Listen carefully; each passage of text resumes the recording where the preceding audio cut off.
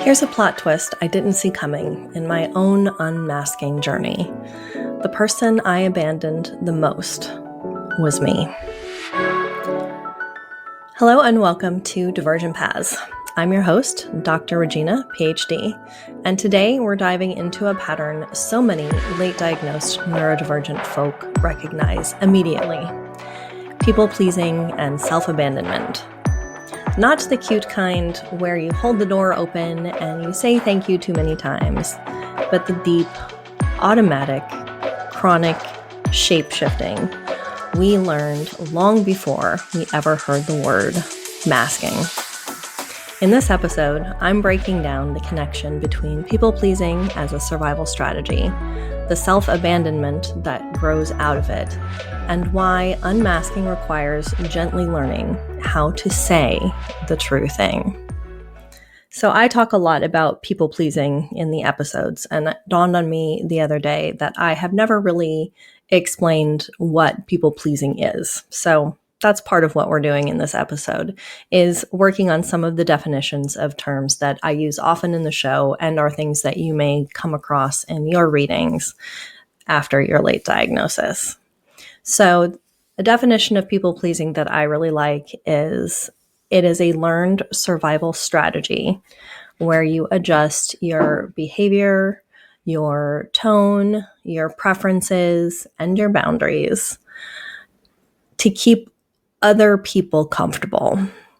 This reduces the conflict you face, it reduces the rejection you face, and you do it in an attempt to cut down on any kind of misunderstanding.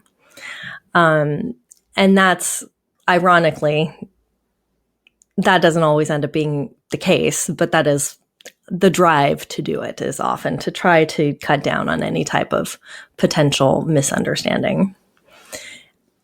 I do want to make it clear that people-pleasing is a survival strategy. It is something you have done in order to feel like you belong somewhere. And when you're neurodivergent and when you're late diagnosed and you haven't been diagnosed for most of your life, as I got my diagnosis at 49, it's not a personality trait. This isn't some, inherent part of who you are, other than it is something that you have learned probably in early childhood and that you continue to reinforce because it was how you learned to feel safe in a world that felt unsafe because you weren't seen in your authentic, whole, amazing beautifulness. Often we're told we're too much, we're too emotional, too intense, too sensitive, too fidgety. Like there's so many things. Too distracted. I got too distracted a lot. And that's part of what you're trying to manage when you're people pleasing. Rejection sensitivity plays a role here where, because you have heard these things for so long, you seek out ways to fight that and to feel included in spaces where you struggle to understand like the social cues and things that are going on. So you learn this as a survival strategy for some of those social pieces that you might have struggled with. On the outside, people-pleasing looks like you're just being agreeable. You're just agreeing to something. You're agreeing to the music choice at a party or, to the food being served. I told a story in a recent episode about having agreed to bell pepper on pizza, not realizing that it meant for the next several years I would be having bell pepper on my pizza when I hate bell pepper on pizza. So it's examples like that. So all of that is to try to build a sense of belonging. And that's really what people-pleasing is doing. There's a joke now, or I've seen a couple of videos that go around, and it's like, well, if you're people-pleasing, well, who is pleased with you? Because people-pleasing doesn't often make the people around you happy, but it makes your perception of that true, or you think that that's what you're doing in order to stay safe. So self-abandonment is what comes out of people-pleasing.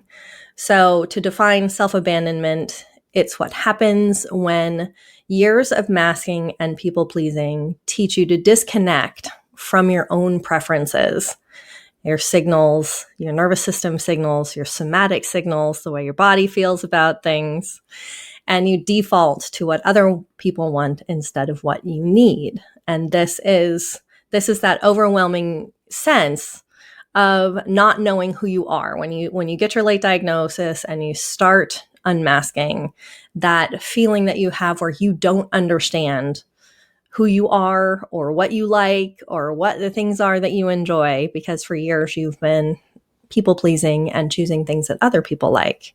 That's self-abandonment. So every time you say yes when you mean no, every time you agree to something you don't really want to do, every time you overburden your calendar because you did have the space, even if you didn't have the time or capacity for something, every one of those is a moment of self-abandonment. And this is something that builds up. It's a cumulative process where the more you say yes when you don't want to, the bigger a burden all of that becomes on who you are and on your soul and on yourself and on your energy. It is really difficult to unmask if you are continuing to prioritize other people's comfort over telling the truth. And this is, again, not a personality flaw, but you can't really get through that process of unmasking if you are still abandoning yourself, because you are leaving your authentic self out of the equation. This is a conditioned response as well. Like I said, this is the response to people pleasing for so long. This is essentially like a tax that we talk about, the ADHD tax sometimes.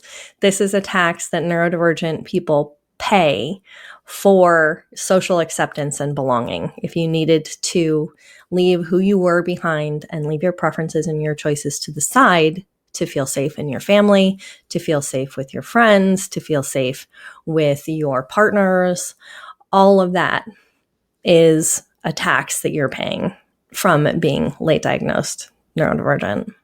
Unmasking is really the process of relearning your preferences and stopping and asking yourself, what do I actually want?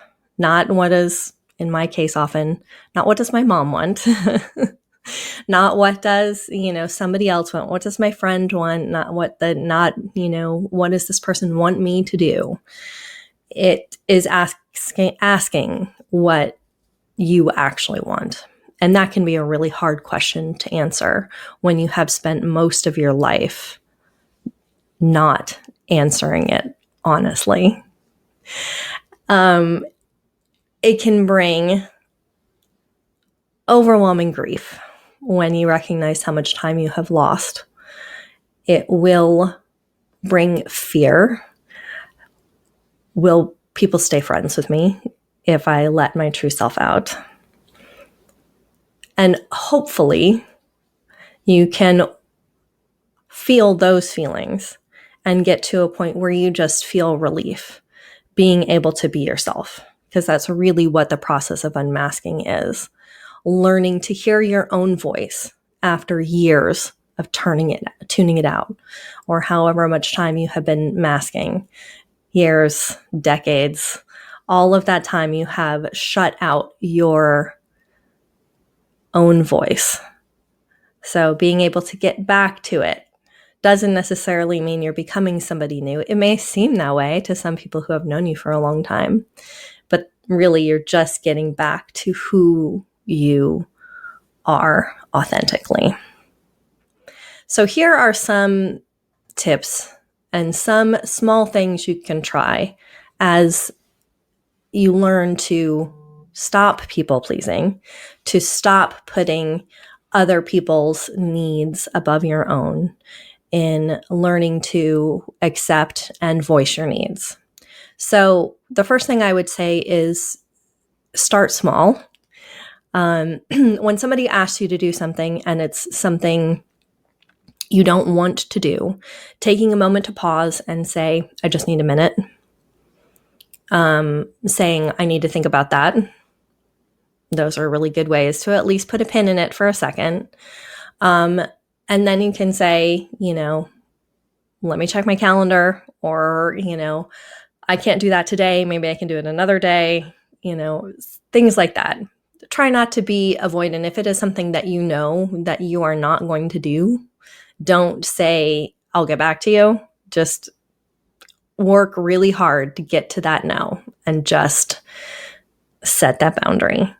And what is often the case is that you need to teach your nervous system that being honest is not putting you in danger, because that's what you were doing with people pleasing, was trying to keep yourself safe. So your nervous system thinks that it's dangerous to tell the truth and dangerous to have preferences that might disagree with the group that you're in. So teach your nervous system that telling the truth is not dangerous. This is a slow process. It does get easier, but it is a slow process.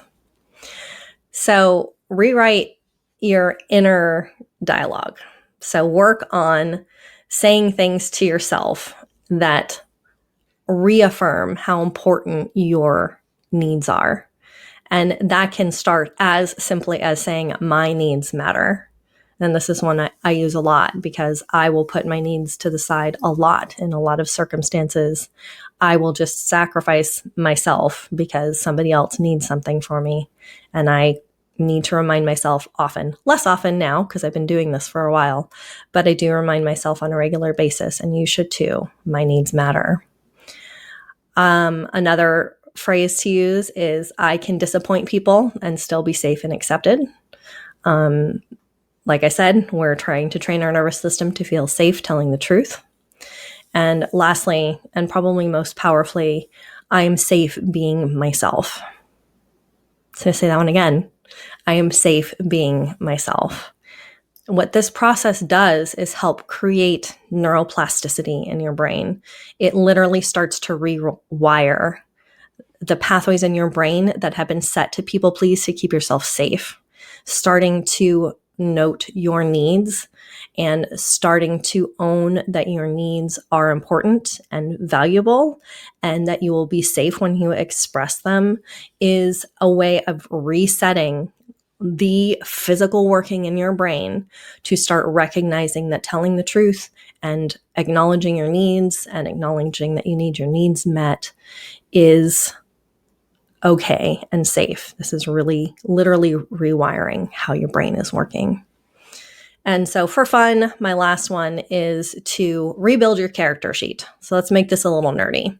So when you have a character in a role-playing game, you have a character sheet, and they have certain characteristics that they are stronger in and weaker in. And so as you are looking at figuring out how to unmask, rebuild your character sheet. So I am a strong proponent of writing as a means of kind of helping you through some of this.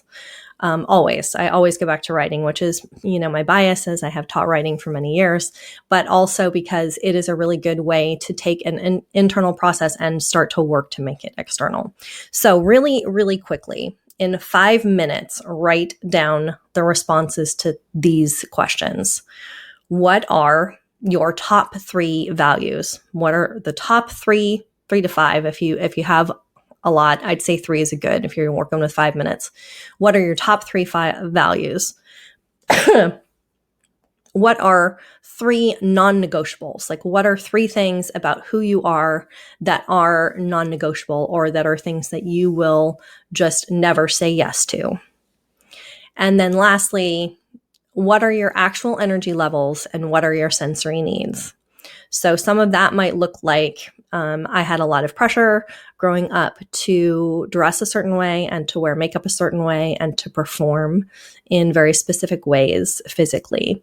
And my non-negotiables in a lot of time now are, working on being accepted with not always having perfect hair and not always having perfect makeup. And those are things that, are sensory challenges for me a lot of the time with clothes. So think about it in terms of that. So write that down as quickly as you can. Rebuild a character sheet. Figure out what are those things that are so important to you, and do it like stream of consciousness, whatever. Just get the words out. Just get them down on the page. If you write better with bullet points, write with bullet points. However it is, just get the words out, get them down on the page, and see what comes up in that kind of short time as being so valuable and important to you. So this process, of these tips is really going to help you anchor your decisions in self-knowledge instead of self-abandonment. You don't have to earn belonging by abandoning yourself. You never did need to do that, but people-pleasing kept you safe at one point in time in your life. But it's not the full story of who you are. Unmasking isn't about completely becoming someone new. It's about coming home to the person you've always been. So start small, take baby steps, be honest in tiny ways, start saying no, start saying, I can't do that, I don't have time, I don't have energy. Start speaking to yourself with kindness and compassion that you've given to other people, and a lot of other people in your life have benefited from. You can benefit from that now. This is how we heal. This is how you grow. This is how you rewire your brain to love you and who you are. So thank you so much for being here today and listening to this episode. Please take care of your brilliant rebuilding brain. And until next time, tell the truth.